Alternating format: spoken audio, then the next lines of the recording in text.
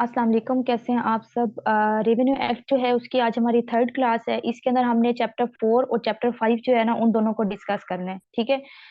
थोड़ा थोड़ा इस वजह से पढ़ा रही हूँ, दो दो चैप्टर करके, ताकि आपके ऊपर काम का बर्डन कम हो और साथ साथ आपकी जो चीजें हैं ना वो आपको याद होती जाएं। आप साथ साथ नोट्स मेकिंग भी करते जाएं, क्योंकि फिर आपने जीके जो है, आपको पता है जीके के अंदर नेगेटिव मार्किंग होती है, तो आपने ज्यादा टाइम उसके ऊपर देना है।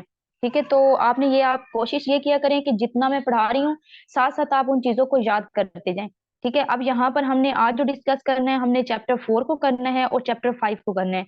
चैप्टर 4 के अंदर आ जाता है प्रोसीजर ऑफ रेवेन्यू ऑफिसर्स। जो रेवेन्यू ऑफिसर्स हैं उसके प्रोसीजर के बारे में हमने बात करनी है। इसके अंदर सेक्शन 19 से लेकर सेक्शन 35 तक जो है ना वो बात की जाती है। ठीक है। अब हमने सबसे पहले देखना है कि सेक्शन 19 जो है, पीछे हमने जो पढ़े ना तीन चैप्टर, उसमें हमने सेक्शन 18 तक डिस्कस कर लिया था। आज हमने देखना है कि सेक्शन 18 जो है, 19 जो है सॉरी, वो किसके साथ डील करता है। ठीक है। सेक्शन 19 जो है उसमें बताया गया है कि सबऑर्डिनेशन ऑफ रेवेन्यू ऑफिसर्स। ठीक है। यहाँ पर वो बात कर रहा है सबऑर्डिनेटिंग की। ठीक है, कि जितने भी ऑफिसर्स होते हैं वो एक दूसरे के मातहत काम करते हैं। यहाँ पर 19 सेक्शन के अंदर सिंपल से उसने एक चीज आपको बताई है कि यहाँ पर सबऑर्डिनेटिंग का काम हो रहा है। ठीक है। मतलब फॉर एग्जाम्पल मैं यहाँ पर एक एग्जाम्पल भी छोटी सी लिखी है ताकि आपको चीजों की ना क्लियर हो, चीजें बिल्कुल क्लियर हो जाए। फॉर एग्जाम्पल असिस्टेंट कलेक्टर है, आपको पता है असिस्टेंट कलेक्टर जो है वो कलेक्टर के मातहत काम करते हैं। जो कलेक्टर है वो कमिश्नर के मातहत काम करता है, और जो कमिश्नर है वो बोर्ड ऑफ रेवेन्यू के मातहत काम करता है। तो ये सारे क्या हैं, एक दूसरे के सबऑर्डिनेटिंग काम कर रहे हैं। तो इसका मतलब है कि सेक्शन 19 आपको बता रहा है कि जितने भी रेवेन्यू ऑफिसर्स होते हैं उनके अंदर सबऑर्डिनेशन होती है। उसके बारे में आपको कौन सा सेक्शन बताता है, सेक्शन 19 बताता है। यहाँ पर आपने एक सिंपल सी बस ये वाली बात याद रखनी है कि सेक्शन 19 जो है वो सबऑर्डिनेटिंग के साथ डील कर रहा है। ठीक है। उसके बाद हम आ जाते हैं सेक्शन 19 20 के ऊपर। सेक्शन 20 जो है वो आपको बताता है power to make rule as to procedure, के जो पावर होती है, जो रूल्स बनाने की पावर है वो किसके पास है। सेक्शन 20 में आपको बताया गया है कि पावर्स टू मेक रूल। ठीक है। रूल्स बनाने की जो पावर है वो किसके पास है, तो वो आपने यहाँ पे याद रखना है, वो पावर होती है BOR के पास। ठीक है। बोर्ड ऑफ रेवेन्यू के पास पावर है कि उस वो कोई भी रूल्स जो है वो बना सकता है, उसको लागू कर सकता है। ठीक है। उसको आगे जो ऑफिसर्स होते हैं उनको दे सकता है। तो ये आपको बताता है सेक्शन 20। उसके बाद आ जाते हैं हम सेक्शन 21 के ऊपर। सेक्शन 21 कहता है person who can make appearance and application. ठीक है, कि वो कौन से बंदा है या वो कौन लोग हैं जो एक रेवेन्यू ऑफिसर को अपनी एप्लीकेशंस दे सकते हैं, अपने उनके साथ अपने मामलात डिस्कस कर सकते हैं। ठीक है। तो आपको सेक्शन 21 बताता है कि वो कौन से लोग हैं। वो या तो पार्टीज होंगी या रिप्रेजेंटेटिव होंगे। ठीक है। रिप्रेजेंटेटिव को यहाँ पर एजेंट्स भी कहा जाता है। ठीक है। या वो कुछ एजेंट्स होंगे या वो कुछ पार्टीज होंगी जो अपने मामलात को रेवेन्यू ऑफिसर्स के पास लेकर जाते हैं। तो आपने सिंपल सी चीज यहाँ पे याद रखनी है कि सेक्शन 21 के अंदर उन लोगों के बारे में बताया गया है जो रेवेन्यू ऑफिसर्स के पास अपने मामलात लेके जाते हैं। ठीक है। उनके साथ अपने मामलात को डिस्कस करते हैं। उसके बाद हमारे पास सेक्शन 22 आ जाता है। सेक्शन 22 में पावर की बात कर रहा है वो रेवेन्यू ऑफिसर्स की, कि power of revenue officer. Revenue officer की पावर के बारे में बात कर रहा है कि उसके पास कितनी पावर है। ठीक है। सेक्शन 22 में सिंपल सी चीज ये आपने अपने माइंड में सेट करनी है। सेक्शन 22 के अंदर उसने किसकी पावर की बात की है, रेवेन्यू ऑफिसर की पावर की बात की है। मतलब कि वो किसी को भी समन कर सकते हैं। समन मतलब कि वो किसी को भी तलब कर सकते हैं। ठीक है। अगर कोई है उसने अपने मामलात अच्छी तरह से अदा नहीं किए, या उसने जो उसके ऊपर जुर्माना लगाया गया वो उसने नहीं दिया, उसने टैक्स पे नहीं किया, तो जो आपका रेवेन्यू ऑफिसर होगा उसके पास ये अथॉरिटी होती है कि वो उसको समन कर सकता है। ठीक है। अब इसी के साथ अगला जो है वो भी इसी के साथ है सेक्शन। अब ये आपने ना तीन याद रखने हैं, अपने माइंड में सेट कर लें। 22, 23 एंड 24। 22 में सिंपल चीज है कि रेवेन्यू ऑफिसर के पास पावर है कि वो आपको समन कर सकता है। ठीक है। वो किसी को भी समन कर सकता है। सेक्शन 23 में कहता है कि फिर जो समन होगा वो रिटर्न फॉर्म में होना चाहिए। ठीक है। ये नहीं है कि वो कॉल करके उसको समन कर लेगा या कुछ भी करके, नहीं। जब आपने समन उसको करना है तो वो समन जो है वो रिटर्न फॉर्म में होना चाहिए। ठीक है। 23 में ये कह रहा है। फिर जो आपके पास 24 आ जाता है, 24 में वो कहता है कि समन सर्व कैसे होगा, समन की जो सर्विस होगी वो किस तरह से होगी, समन कैसे दिया जाएगा। ठीक है। इसको मैं आगे आपको एक एग्जांपल के थ्रू समझाती हूँ। आपने बस अपने माइंड के अंदर तीन जो सेक्शन है ना इनको बिठा लें। सेक्शन 22 में रेवेन्यू ऑफिसर की पावर के बारे में बात करता है कि वो समन को बुला सकता है। किसी को भी समन तलब कर सकते हैं, ठीक है, समन कर सकते हैं। 23 में वो कहता है कि समन जो है वो रिटन फॉर्म में होना चाहिए। फिर वो आता है 24 के ऊपर। 24 में वो कहता है, अब ये भी उसी से रिलेट करता है। 24 में वो आपको कह रहा है कि जो समन होता है वो कैसे सर्व होना है, ठीक है, उसकी सर्विस किस तरह से होनी है। तो यहाँ पर मैंने नीचे कुछ एग्जांपल्स लिखी हैं, ये इस वजह से लिखी है ताकि आपको चीजें जो है ना वो क्लियरली याद हो जाएं। अगर आपको भूलने भी लगे तो आप एग्जाम्पल देखेंगे तो आपके माइंड में आ जाएगी। सबसे पहले तो पर्सनल सर्विस दी जा सकती है, ठीक है। दूसरा मैंने आपको उधर बताया रिप्रेजेंटेटिव, ठीक है, यानी एजेंट्स के थ्रू भी आप कर सकते हैं। और तीसरा आपके पास आता है adult male member of family, ठीक है। मतलब यहाँ पर एक मैंने छोटा सा ये फ्लो चार्ट बना दिए कि पर्सनल, एफिक्सेशन या थ्रू पोस्ट। पोस्ट भी कर सकते हैं, एफिक्सेशन भी कर सकते हैं, और पर्सनल भी उसको क्या कर सकते हैं, समन सर्विस दी जा सकती है। ये आपने 24 में याद रखना है, इन तीनों में यही चीजें थी, ठीक है। अब आपको 24 याद हो गया। अब 25 जो है वो हू बहू 25 और 26 जो है वो उसके जैसे हैं। तो अब 25 में क्या है, 25 में कहता है कि अगर रेवेन्यू ऑफिसर ने किसी को नोटिस भेजना है, किसी को कोई ऑर्डर देना है, देन भी वो क्या करेगा, वो सेम वही तरीका अपनाएगा जो उसने 24 में किया है, ठीक है। अगर वो कह रहा है 25 के अंदर कि किसी को नोटिस देना है या किसी को कोई ऑर्डर आपने भेजना है, तो आप उसके लिए कौन सी सर्विस यूज करेंगे, आपने किस तरह से देना है, तो उसके लिए भी आपने क्या करना है, आपने वही पर्सनल वाली यूज करनी है, ठीक है। मतलब आप पर्सनल कर सकते हैं, एफिक्सेशन कर सकते हैं, ये पोस्ट के थ्रू उसको नोटिस भेज सकते हैं या उसको ऑर्डर भेज सकते हैं। मतलब वही सेम तरीका यहाँ पर भी है। अगर आपको वो याद हो जाते हैं ना 22, 23, 24, तो 25 तो खुद ब खुद ही याद हो जाएगा कि 25 में उसने कहा कि आपने किसी को नोटिस के थ्रू बुलाना है या किसी को नोटिस देना है या किसी को कोई ऑर्डर देना है। तो वो कह रहा है कि इसमें भी आपने सेम 24 वाला मेथड जो है उसी को यूज करना है। या आप उसको पर्सनल बुला सकते हैं, या आप एफेक्सेशन करेंगे, या आप थ्रू पोस्ट बुलाएंगे, ठीक है। उसके बाद आ जाता है सेक्शन 26। सेक्शन 26 में वो कहता है, इसमें पुरानी बात हुई है, ठीक है, पुराने दौर में, कि या तो ड्रम बीट बजा के, मीन के ढोल बजा के बताया जाए उसको, या फिर ये है कि एफेक्सेशन। एफेक्सेशन मतलब कि आप उसके जो जमीन है उसके ऊपर जाके कोई कागज जो है या जो नोटिस है उसको जाके चिपका कर दें, ठीक है, वहां पर जाके उसको लगा दें। तो उससे भी मतलब वो, लेकिन ये पुराना तरीका है। तो इसको 26 में बताया गया कि 26 जो है उसमें फिर वो कहता है कि आपके पास एक ये तरीका भी है कि आप ड्रम बीट पे जाकर या एफिक्सेशन जो है उसके थ्रू भी आप उसको जो है वो बुलवा सकते हैं या उसको नोटिस भेज सकते हैं। एक ये मेथड उसने 26 में बताया है। उसके बाद आ जाता है सेक्शन 27। सेक्शन 27 में वो कह रहा है कि जो इंक्वायरीज करता है ना, एक रेवेन्यू ऑफिसर जो इंक्वायरीज कर रहा है, उसकी इंक्वायरीज जो है वो इक्वल होती है जुडिशियल प्रोसीडिंग की, ठीक है।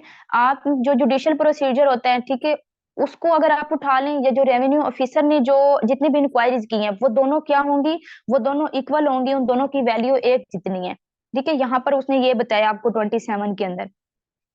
यहाँ पर अगर आपको कोई चीज समझ नहीं आए तो आप कमेंट में पूछ लीजिएगा। उसके बाद 28 पे आ जाए, ठीक है। 28 में बात उसने की है लैंग्वेज की। सेक्शन 28 में बात की है लैंग्वेज की, ठीक है, कि ये जो लैंग्वेज होगी वो किस तरह की होगी, कौन सी लैंग्वेज यूज होगी। फॉर एग्जांपल जैसे यहाँ पर यूज हुई है खसरा, खाता नंबर, ठीक है। तो अब जैसे खसरा यूज किया है उसने वर्ड, ठीक है, खसरा हो गया, खाता नंबर हो गया। तो ये वाली लैंग्वेज जो होती है ना, ये जो प्रोविजनल गवर्नमेंट होती है ना, वो बताती है कि आपने कौन सी लैंग्वेज यूज करनी है। तो सेक्शन 28 आपको लैंग्वेज के बारे में बता रहे हैं, ठीक है। सिंपल सी चीज याद रखनी है, सेक्शन 28 किस चीज से डील कर रहे हैं, लैंग्वेज से डील कर रहे हैं। और लैंग्वेज आपको कौन बताता है कि हमने कौन सी यूज करनी है, आपको प्रोविजनल गवर्नमेंट जो होती है ना वो आपको बताती है कि ये वाली लैंग्वेज जो है ये यहाँ पर यूज होगी, ठीक है। फिर आपका आ जाता है सेक्शन 29। सेक्शन 29 के अंदर बात होती है अरेस्ट ऑफ डिफॉल्टर, कि जो डिफॉल्टर होते हैं उसको अरेस्ट भी किया जा सकता है, लेकिन वारंट के थ्रू। ऐसे ही नहीं जाके आप उसको अरेस्ट कर सकते, अब आपने वारंट के थ्रू उसको अरेस्ट करना है। जो डिफॉल्टर है, डिफॉल्टर हमने पीछे पढ़ा था, जिसने अपने वाजिबात जो है वो अदा नहीं किए वक्त पर, ठीक है, तो वो फिर डिफॉल्टर हो जाता है। तो जो डिफॉल्टर होता है उसको आप वारंट के थ्रू जो है अरेस्ट कर सकते हैं, लेकिन लेडीज को अरेस्ट नहीं किया जा सकता, ठीक है। लेडीज को इसमें आपने नहीं डालना, लेडीज को आप अरेस्ट नहीं कर सकते, यहाँ पे उनको निकाला हुआ है।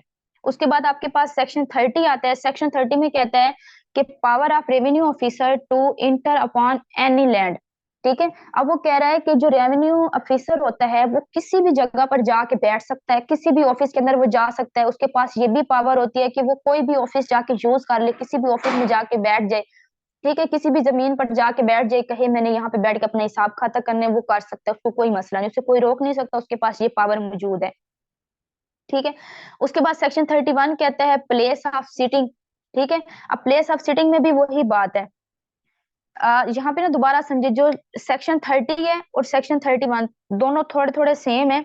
सेक्शन 30 में उसने कहा power of revenue officer inter upon any land, के फॉर एग्जांपल एक रेवेन्यू ऑफिसर है ना, वो किसी भी जमीन पर जा सकता है, किसी भी जमीन का जाके के ऊपर बात कर सकता है, उसके केस के बारे में, उसकी जांच पड़ताल के बारे में। ठीक है। सेक्शन 31 में उसकी प्लेस ऑफ सिटिंग, कि वो कहीं पर भी बैठकर अपने मामला तय कर सकते हैं। ठीक है। जो किसी भी ऑफिस को यूज कर सकते हैं। ठीक है। फॉर एग्जाम्पल उसके एरिया में कोई भी ऑफिस है तो वो उसको जाके यूज कर सकता है, उसके लिए कोई खास चीज नहीं है कि उसके लिए एक मखसूस बनाया गया तो उसने वहीं पर ही बैठ के काम करना है, नहीं, जिस मर्जी ऑफिस को वो यूज करे। ठीक है। यहाँ पर 31 में ये बात है। उसके बाद सेक्शन 32 है। सेक्शन 32 में कहता है प्रोसीडिंग हेल्ड ऑन हॉलीडे। ठीक है। हॉलीडेज वाले दिन भी वो आपको प्रोसीडिंग कर सकता है। वो चाहे तो छुट्टी वाले दिन भी प्रोसीडिंग कर सकता है, आप उसको इससे भी नहीं रोक सकते, उसके पास ये इख्तियार भी मौजूद है। ठीक है। ये बड़ी सिंपल सिंपल चीजें बस थोड़ी मिक्स होने वाली हैं, तो आपने बस ऐसा करना है कि साथ साथ याद करना है, साथ साथ याद करेंगे फिर चीजें मिक्स नहीं होंगी। मतलब अगर एक सेक्शन में एक बात की गई ना, तो नीचे जो फिर दो तीन सेक्शन आते हैं ना, वो भी उसी के रिलेटेड बात कर रहे होते हैं। तो बेहतर यह है कि आप एक सीक्वेंस से लेके चलें, अंदर अंदर से चीजें याद करेंगे फिर मिक्स हो जाएंगी। अब यहाँ पर सेक्शन 33 है। ठीक है। सेक्शन 33 जो है वो बात करता है सील के बारे में। ठीक है। उसके पास एक मोहर होती है रेवेन्यू ऑफिसर के बारे में, ये उसके बारे में आपको बता रहा है। उसके बाद जो सेक्शन 34 है, सेक्शन 34 आपको बताता है कॉस्ट के बारे में। ठीक है। कि कोई भी कार्रवाई के अखराजात है ना, वो जो रेवेन्यू ऑफिसर होता है वो अपने तरीके से यूज कर सकता है। ठीक है। वो अपने तरीके से उन लोगों से इस्तेमाल करवा सकता है। यहाँ पर उसने सेक्शन 34 में बात की कॉस्ट की। फिर आ जाते हैं सेक्शन 35 पे। सेक्शन 35 में उसने बात की है पेनल्टी की। पेनल्टी क्या होता है? मतलब जुर्माना लगाया जा सकता है। ठीक है। वो फाइन लगा सकता है, जो कि 32 से लेकर 500 तक बढ़ सकता है। ठीक है। किसी भी बंदे ने अगर उसने अपनी रकम वक्त पर अदा नहीं की, या उसने उसको समन किया और वो नहीं तलब हुआ, तो उसके ऊपर वो जो रेवेन्यू ऑफिसर होगा वो उसके ऊपर फाइन भी लगा सकता है। ठीक है। और वो जो फाइन होता है वो 32 से लेकर 500 तक बढ़ सकता है। ये आप साथ लिख लीजिएगा, 32 से लेकर 500 तक।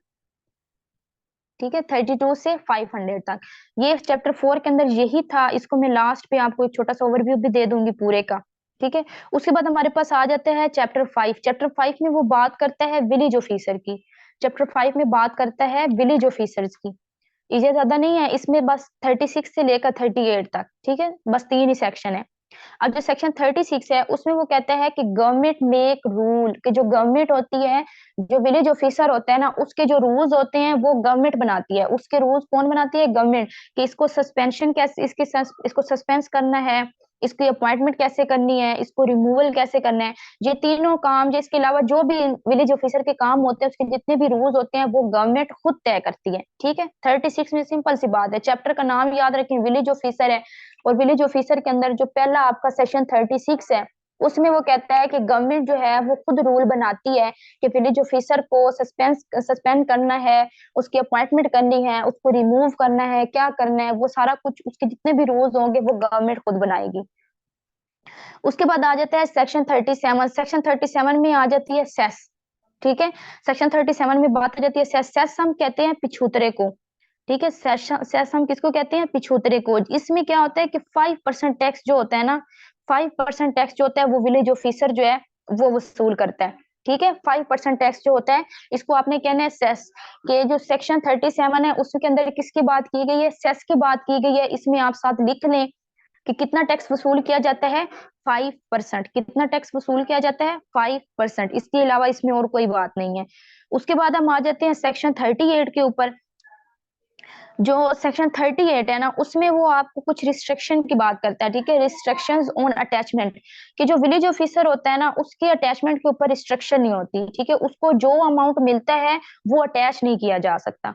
ठीक है। यहाँ पर उसने एक सिंपल सी बात किया। अब मैंने आपको चैप्टर 4 पढ़ाया है और चैप्टर 5 पढ़ाया है, तो इसका मैं आपको एक छोटा सा ओवरव्यू दे देती हूँ। ठीक है। जितना मैंने पढ़ाया वो सारा मैं आपको जल्दी जल्दी से बता देती हूँ। ठीक है।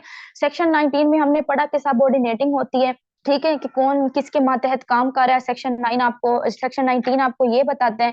सेक्शन 20 जो है उसके अंदर आपको रूल बनाने की पावर के बारे में बताता है कि वो बोर्ड ऑफ रेवेन्यू बना रहा है। ठीक है। सेक्शन 21 के अंदर आपको बताता है कि कौन से लोग हैं जो जाके रेवेन्यू ऑफिसर्स के साथ अपने मामला डिस्कस कर सकते हैं। सेक्शन 22 आपको बताते हैं जो रेवेन्यू ऑफिसर्स है उसकी पावर के बारे में बताता है कि वो किसी को भी समन कर सकता है किसी भी वक्त। सेक्शन 23 में कहता है कि जो समन होता है वो रिटन फॉर्म में होना चाहिए। फिर सेक्शन 24 में उसी समन के बारे में बात कर रहा है कि समन की सर्विस किस तरह से होनी चाहिए। उसमें आपको वो 3 तरीके देते हैं, पर्सनल होनी चाहिए, फैक्सेशन होनी चाहिए और थ्रो पोस्ट होनी चाहिए। फिर सेक्शन 25 में कहता है कि अगर आपने किसी को कोई ऑर्डर देना है या किसी को कोई नोटिस देना है तो वो भी आपने एज इट इज सेक्शन 24 वाली जो सर्विस होगी उसी को यूज करना है। सेक्शन 26 में आ जाते हैं तो वहां पर वो कहता है कि आप ड्रम बीट बजाकर भी उसको बता सकते हैं और एफेक्सेशन भी कर सकते हैं। एफेक्सेशन मतलब कि आप उसकी जमीन के ऊपर जाके वो कॉपी जो है उसको लगा दें। ठीक है। सेक्शन 27 में कहता है कि जितनी भी रेवेन्यू ऑफिसर इंक्वायरीज करते हैं वो सारी जुडिशियल जो प्रोसीजर होता है उसके बराबर होती है, उनमें कोई फर्क नहीं होता। सेक्शन 28 लैंग्वेज के साथ डील करता है। सेक्शन 29 में आपको बताया जाता है कि जो डिफॉल्टर होता है जो अपनी वाजिबात वक्त पर अदा नहीं करता उसको आप वारंट के थ्रू अरेस्ट भी कर सकते हैं और उसमें लेडीज को अरेस्ट नहीं किया जा सकता। सेक्शन 30 में कहता है कि पावर ऑफ रेवेन्यू ऑफिसर जो होती है उसके पास पावर होती है कि वो किसी भी जमीन के ऊपर जाके वहां पर जांच पड़ताल कर सकता है। सेक्शन 31 में कहते हैं कि जो रेवेन्यू ऑफिसर है उसने बैठना कहाँ पर है। ठीक है। तो उसके लिए कोई ये नहीं है कि उसके लिए खास ऑफिस बनाया तो उसने वहीं पे बैठना है, वो जिस मर्जी ऑफिस को चाहे अपने मकसद के लिए यूज कर सकता है, जिस मर्जी इलाके में जाए वहां पर जाके बैठ सकता है, सिटिंग कर सकता है। सेक्शन 32 में कहता है कि जो रेवेन्यू ऑफिसर होता है उसके पास ये भी पावर होती है कि वो हॉलीडे पर जाके भी प्रोसीडिंग कर सकता है। ठीक है। सेक्शन 33 में उसने सील यूज करनी है। सेक्शन 34 में कॉस्ट के बारे में बात की गई है। सेक्शन 35 में पेनल्टी में इनकी जुर्माना लगाया जा सकता है। और फिर उसके बाद हमने चैप्टर 5 डिस्कस किया। चैप्टर 5 में उसने विलेज ऑफिसर्स के बारे में बात की जिसमें 36 में कहता है कि विलेज ऑफिसर की अपॉइंटमेंट होगी, रिमूवल होगी या सस्पेंड करना है या कुछ भी करना है वो सारे रूल गवर्नमेंट खुद तय करेगी। ये आपको सेक्शन 36 बता रहा है। जो सेक्शन 37 है वो आपको कहता है कि जो विलेज ऑफिसर होते हैं सेस होता है उनके पास। ठीक है। मतलब कि उन्होंने 5% टैक्स जो होता है उसको वसूल करना होता है। और सेक्शन 38 में कहता है कि उनके ऊपर कोई भी जो उनकी अटैचमेंट होती है उसके ऊपर कोई रिस्ट्रिक्शंस नहीं होती। फिलहाल आज के लिए इतना ही है। इनको अच्छी तरह से याद कीजिएगा क्योंकि आज जो है सेक्शन ये थोड़े मिक्स होने वाले हैं। जिस चीज की समझ नहीं है कमेंट में पूछ लीजिएगा। अपना ख्याल रखिएगा, दुआओं में याद रखिएगा।